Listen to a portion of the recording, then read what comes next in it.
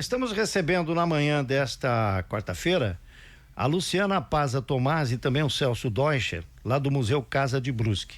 Tem muito assunto hoje para tratar sobre o Museu Casa de Brusque, mas de maneira especial, neste dia 27, às 7 da noite, o Museu Casa de Brusque vai realizar o lançamento do anuário Notícias de Vicente Só, edição 2025. Que é esse livro aqui que eu acabei de receber das mãos do Celso e da Luciana. Ele deixou 2 exemplares aqui, né, para a Rádio Cidade. Bom dia, Celso. Bom dia, Luciano. Tudo bem, Celso? Tudo, graças a Deus. Você, Luciano, tudo certo? Tudo, muito obrigada pela oportunidade de estar aqui. Bom dia a todos. Certo. O Vicente, Notícias de Vicente Só, surgiu aí com o seu Aires Fischer, né? A seu Aires Gevaer, né? Sim. O que era o Notícias de Vicente Só? Bom, Exatamente. O Vicente Só é um personagem histórico nosso, né? Conhecido, que dá a ideia de o primeiro que chegou, né? Sim, ele estava só. Ele estava só. Sim, Tem até a praça aqui embaixo também dele, né? É uma homenagem que o Aires certamente fez a esse cidadão, né? Que ele existiu de fato, né? Ele morava aí onde tem a igreja matriz hoje, né? Uns dizem que ele veio buscar ouro, outros dizem que ele estava à cata de madeira, enfim, né? Não se sabe exatamente o que era, mas se tem notícias desse cara. E o Aires criou, na verdade, o que ele quis criar, Dirley, era um meio de comunicação para a história. E graças a Deus, tu vê, já estamos no número 72 hoje, né? Esse exemplar desse ano. E era uma revista que saía quando o Aires tinha dinheiro, ou quando algum empresário dava um dinheirinho para ele lá, ele ia lá na gráfica Bandeirante e mandava imprimir uma cópia. Que era quase na frente da casa dele? Fazia, exatamente. E aí, com o tempo, principalmente, eu acho que a partir de 2011, 2012... Sim, foi feito o relançamento, né? Daí inclusive tem aí um mérito muito bom aí do Ricardo Engel também, e outros que pegaram e disseram, não, poxa, para que fazer 3, 4 revistinhas pequenininhas se nós podemos fazer um anuário e aí condensar esse material todo da pesquisa. Mas essas revistinhas eram feitas mensalmente? Por um período foi trimestral, certo, depois semestral, conforme o recurso que ele tinha, ele ia fazendo. Eu lembro dessas revistas. Distribuindo, né? A capinha em preto e branco, desenhadinha assim, ele parecia um caderno assim. E ali havia informações históricas da história, que ele levantava, é isso? Sim. Isso, ele andava para lá e para cá, ele chegava na casa de alguém dava uma informação muito boa, ele chegava lá, fazia um artigo na máquina escrever dele, mandava lá para a gráfica pegava e fazia uma revista. A maioria das revistas tem 10, 12 artigos, né? Sim, e também tinha os colaboradores, né? A própria Maria do Carmo, teve aqui esses dias, né?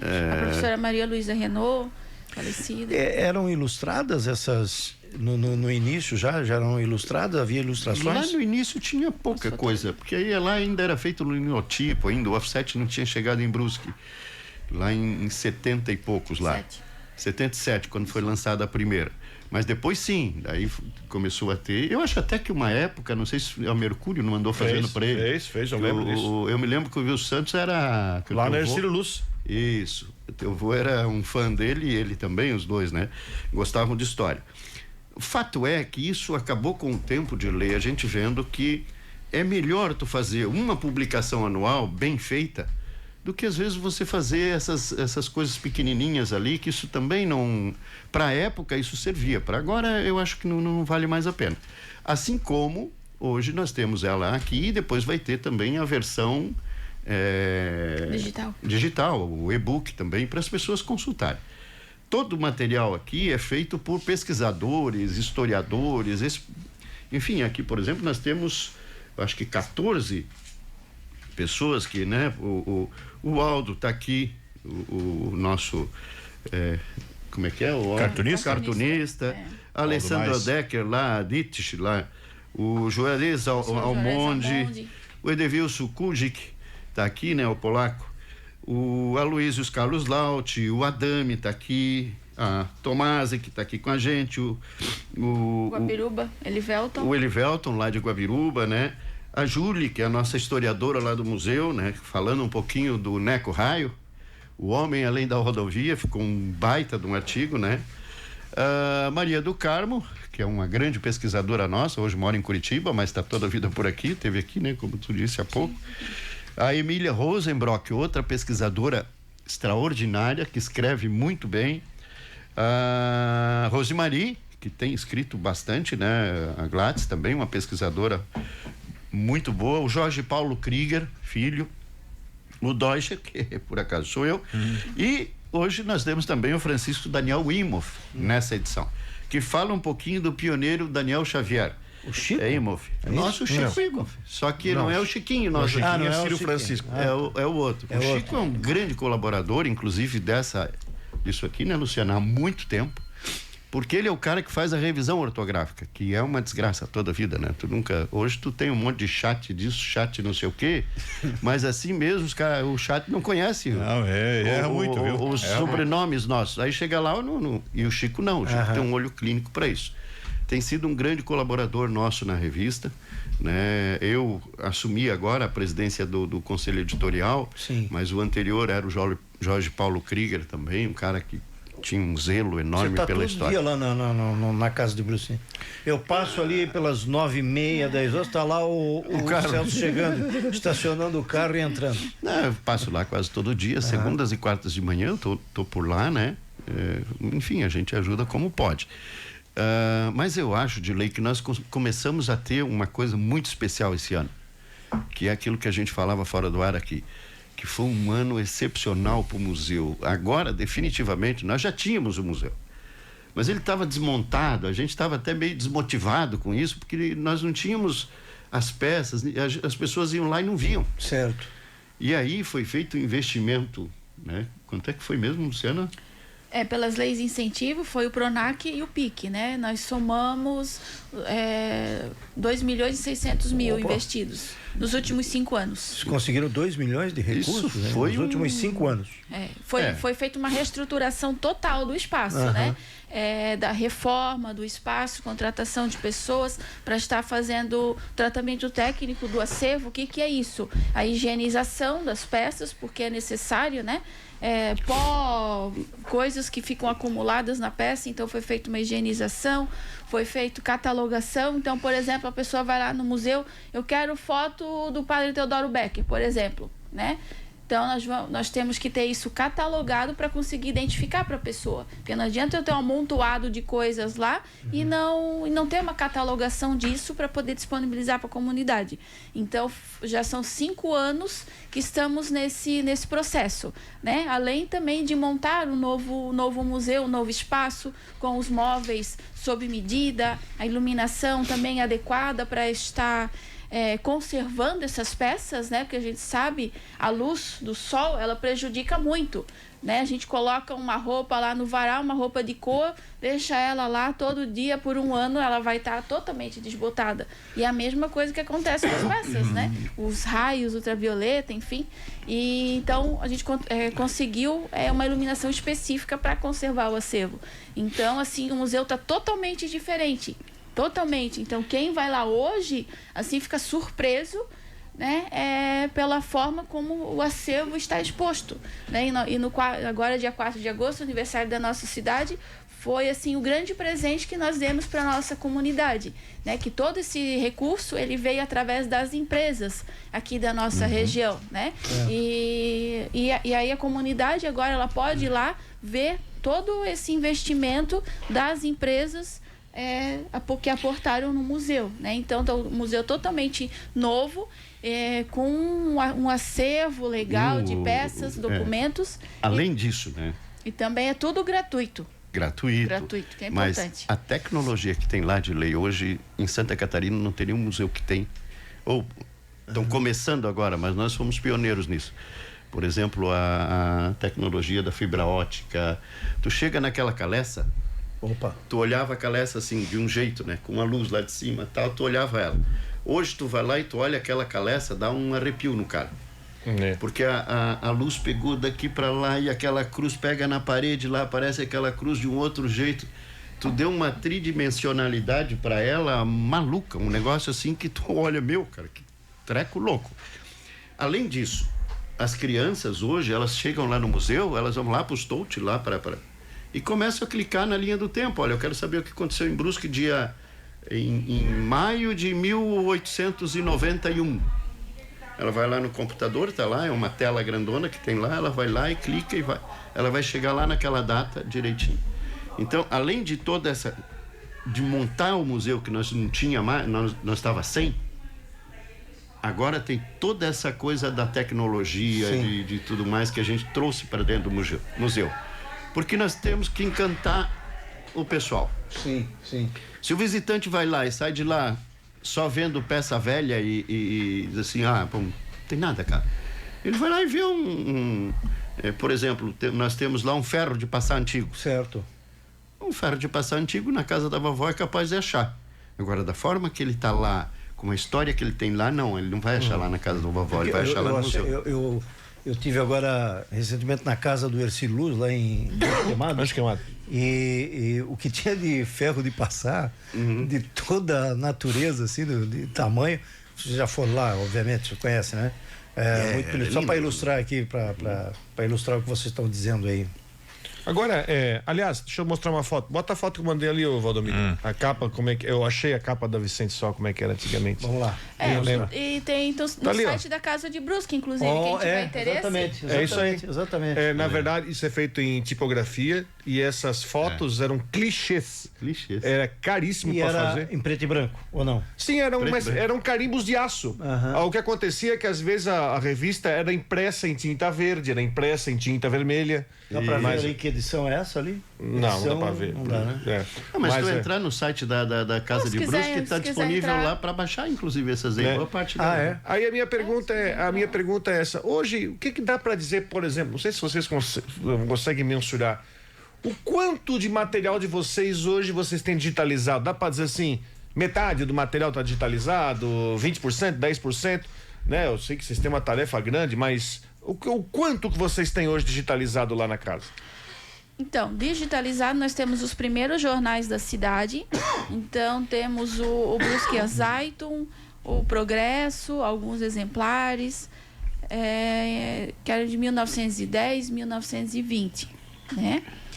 De fotografias, nós temos em torno, eu creio, de umas 5 mil fotos digitalizadas. De 24 mil, 25 mil? De 25 mil fotos, né? Então, é um processo demorado, minucioso, justamente porque não é só digitalizar. Tem que fazer o tratamento técnico disso, né? Onde eu vou armazenar, que hoje é uma grande dificuldade. Né? Vou armazenar em HD, vou armazenar em nuvem. Ontem mesmo tivemos um exemplo, né, que caiu as redes sociais e tal. Então, assim, a gente precisa ter onde guardar de uma forma mais segura, né? Então, enfim, e tudo é investimento também, né? Então, nesse sentido, enfim, eu não sei nem te dizer assim, exatamente a porcentagem, né? Mas é isso, os primeiros jornais e uma parte das fotos. Os convidados aqui do Museu Casa de Brusque, a Luciana Paza Tomás e também o nosso amigo Celso Deutscher. Diga aí, Valdomiro da Mota. Eu estava aqui fazendo algo que eu gosto muito, que é isso aqui, ó. Folheando e sentindo o cheiro do papel.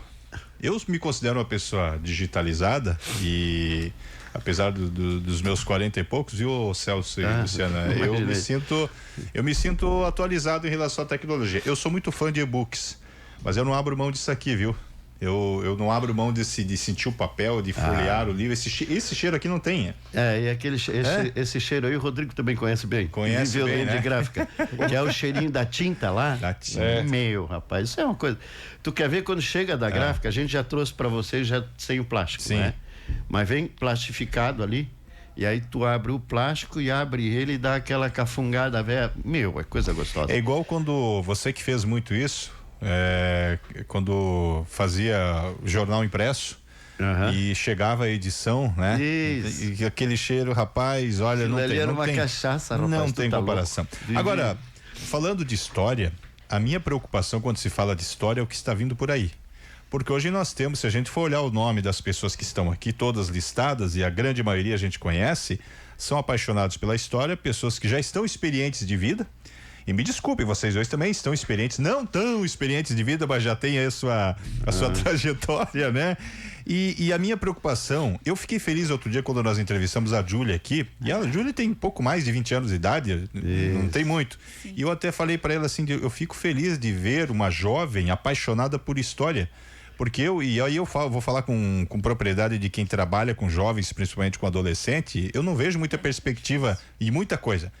Como é que vocês estão preparando os sucessores de vocês dois que são dois exemplos de apaixonados por história, para cuidar disso aqui, ó? Ô Valdomiro, deixa eu te contar uma história meio louca, mas vou te contar.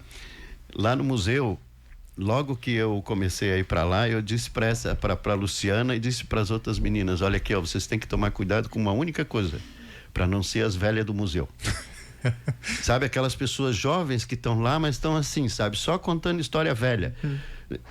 O deputado o governador, esse que veio da Alemanha agora, ele estava numa conversa comigo, naquele alemão com não sei o que tudo lá, que a gente tentava se comunicar, e até que a moça que fazia a tradução chegou, eu estava entendendo que ele estava falando que o museu era um lugar de coisa velha, que não sei o que, mas na verdade ele estava dando um elogio que eu achei extraordinário. Cheguei lá e contei para o pessoal do museu, dizendo, nossa, como vocês do museu são diferentes, vocês são jovens.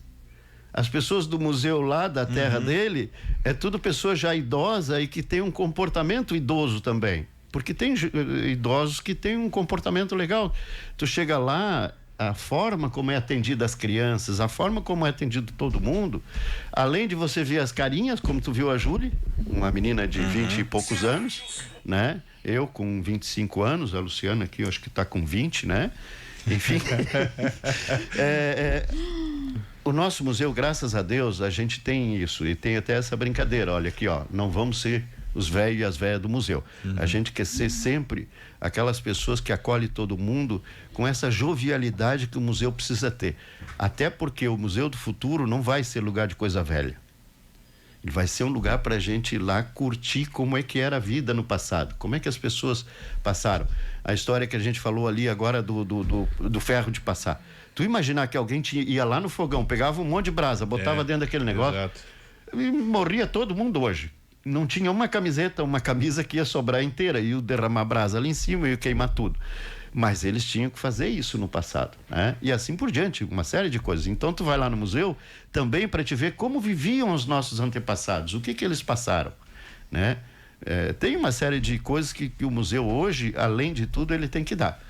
E isso nos deixou muito felizes porque hoje nós temos uma visitação extraordinária. Depois da inauguração mesmo, deu uma explosão de um grupo muito específico, que são as pessoas. Então, além, né, a Lu até trouxe aqui pra gente, para vocês analisarem que coisa legal que aconteceu esse ano lá conosco, que são as visitações. E sabe, Lu, tu dá para que as pessoas tenham ideia em casa de quem o museu hoje recebe lá, né? Então, principalmente grupos de crianças, né? Que é, assim, o nosso objetivo maior é fazer uma história atraente para as crianças, porque elas vão se tornar adultos que vão gostar de história, né? De reproduzir e tal. Então, por exemplo, nós temos o grupo do 3º ano da rede pública municipal, visitou. Tivemos um projeto também pelo PNAB, que o museu contratou ônibus para levar as crianças para o museu. Foi um projeto bem legal, assim, porque muitas vezes os professores, as escolas têm dificuldade de conseguir o transporte, sim, né? Então, assim, foi um projeto fantástico. Tivemos, enfim, pesquisadores e tal, mas assim, nós tivemos mais de números preliminares do ano, né? Estamos ainda na reta final, vai ter coisa ainda para acontecer. Então, nós tivemos mais de 4.000 pessoas visitando, né, no último ano, sendo que a gente também foca no professor, né? Então, mais de 150 professores estiveram visitando, e o professor também é interessante porque é ele que vai trabalhar com os alunos na sala de aula, ele que vai mostrar uma história legal para os alunos, vai encantar os alunos com a história, né? A gente sempre fala nas nossas ações educativas para o pessoal que trabalha mais diretamente assim com os alunos, com a comunidade, com os visitantes, o fato é encantar, né? Porque se a gente ficar lendo aquela história, e tal, é maçante, é ruim. Então, se a gente conseguir passar a emoção para as pessoas, principalmente para as crianças, a graça da história, né, vai contagiá-las e elas vão começar a gostar mais de história, querer saber por que do nome da sua rua, por que do nome da cidade, por que as coisas são assim, tem esse nome, né? Então, é isso que a gente procura passar para quem visita o espaço. A história local. É a história local e assim, a graça da história. Sim. Né? Olha que coisa interessante, Dirley. Eu estou pegando agora aqui dos números que a Lu trouxe. Nós temos ali um público espontâneo. Público espontâneo é aquele cara que está passando na rua ou que sai de casa e diz, eu vou visitar o museu. Vou parar Ele aqui. toma uma decisão de ir lá no museu visitar. Viu o Celso entrando, vou entrar junto. Vou entrar junto para ver o que tem dentro dessa casa. O público espontâneo, no geral, nós temos 531 pessoas, mais estou falando em 2025, isso é o total. Mais 1.091, isso dá 1.600 pessoas. Rapaz, isso é um negócio fora da casinha para nós. Nunca teve um público desse tamanho lá dentro. Qual foi de pessoas espontâneas, né? Com essa reformulação, digamos assim, com essa atualização de acervo e tal, em percentual foi quanto de aumento de presença de... Mais de 100%, eu creio. Porque, bem mais. Porque a inauguração foi em agosto. Certo. Então, já em agosto, nós tivemos uma visitação de mais de 500 pessoas. Em setembro, foram mais de 600 pessoas, né? E assim por diante, o número só vem crescendo. Enquanto que nos outros meses, assim, nós tínhamos, mas era pouco mais escola e tal. Mas a comunidade também já está se engajando mais. A gente tem que convidar não só o público estudantil, como vocês falaram, através dos professores, mas eu penso que, Valdomiro e Rodrigo, o nosso ouvinte, por exemplo, a senhora que está aí sentada costurando e que às vezes não tem uma atividade de lazer para fazer, faça uma visita no museu. Isso. Por exemplo, amanhã que é feriado, o museu estará aberto? Infelizmente não. Pois é. Mas sexta-feira estaremos. Estaremos sexta-feira. Todo sábado fácil. A parte da manhã está aberto, né? Estamos até pensando, de repente, ano que vem, alguma coisa até estender um pouquinho mais, ampliar esse horário, justamente para essas pessoas que trabalham no dia a dia. Então, vocês vão nos passar aí, sempre que possível, os horários de funcionamento, que a gente vai divulgar aqui, porque é fazer um convite para o ouvinte da Rádio Cidade, não aquele que é estudante somente, mas a dona de casa, o sujeito que está trabalhando agora e que de repente está um dia de folga para conhecer a Casa de Brusque. Agora, dia 27, por exemplo, nós vamos ter, além do lançamento, nós vamos abrir um museu para visitação. É um dia bom também. Tu falou uma coisa que eu acho muito importante que eu queria ressaltar aqui. Até depois das reformas que vocês fizeram lá, dos ajustes lá, é aquela história, porque muita gente encara a palavra museu, né, com um negócio, às vezes, modorrento, sabe? Um negócio que não é um passeio legal. Eu já fui em vários museus fantásticos, né? Que tem aquela negócio da experiência multimídia que vocês botaram agora, né? Uma experiência. Então, não sei se a palavra preconceito é a palavra certa, mas talvez muita gente encara com uma barreira assim, vou lá ver museu? Vou lá gastar meu tempo de museu folga. É velho. Museu é lá ver quadro velho, foto velha. Não, na verdade, hoje o museu, a questão modernizou, que vocês criaram uma experiência multimídia lá dentro que você pode ver através de animações. Eu acho que tem muito disso, sabe? De você pode ver em casa, inclusive. E que você pode quebrar esse paradigma, quebrar esse rótulo de que visitar museu é coisa chata. Não é não. É um lazer extraordinário. Sim, mas eu imagino que com essa, até estava olhando aqui, e olha que interessante, você olha para isso aqui, é um material, um registro da história, você pensa anos atrás, mas aqui já tem uma imagem do governador, né? E acho que essa tecnologia, isso tudo que está disponível aqui, isso aí facilita e muito também para atrair o público mais jovem, né? O penúltimo. É um excelente programa. É um excelente programa. Quando nós tivemos agora recentemente a visita da comitiva alemã, referente aos 10 anos do convênio, né, com a nossa cidade, foram alemães, enfim, e essas telas, elas estão traduzidas também para o alemão. Olha só que então bacana. eles ficaram muito tempo ali, enfim, porque é chato, né? Tu vai para outro país, fica com aquele fonezinho, escutando, tal, fica esquisito. Tem tradução em alemão. Mas aí eles ficaram ali nas telas, eles se sentiram super à vontade, porque estava no idioma que eles conheciam, e ficaram ali durante muito tempo. Né? Então, isso que é legal também, a acessibilidade que está nesse espaço As hoje. pessoas que têm né, precisam de Libras, nós temos a Libras. Tem audiodescrição. Tem audiodescrição também. Enfim, tem todo um plano de acessibilidade. Por exemplo, pessoas que usam cadeira de roda. Vocês estão trabalhando todo o bastante. acesso lá, foi botado rampas, gastamos ali, investimos um bom valor ali, né, nisso. Todo o museu está preparado para receber todas as pessoas. Olha, qualquer um que queira ir lá. Nós tínhamos e até isso é um registro. Tem alguma caixinha de contribuição lá? Não. Vamos fazer uma caixinha de contribuição? Bom, é que a pessoa pode contribuir de outras formas, né? Por exemplo, nós temos souvenir, que é uma dificuldade de encontrar na cidade, né? Nós temos caneca, temos imã, temos caneta com a logo do museu, enfim. Livros dos escritores da cidade. Se a pessoa quiser, ela pode colaborar dessa forma, né? Porque como os projetos foram todos patrocinados pelas empresas, né? A diretoria acredita que deve disponibilizar isso de forma gratuita para todos, né? Então, nesse sentido. Eu acho que aí, Edilei, cabe uma coisa, Lu, que nós temos que falar. As empresas de Brusque, elas acreditaram no museu. Por exemplo, vou citar uma que vocês conhecem bem, a Suzy, o Pipoca lá, da Atlântida e da Porto Franco.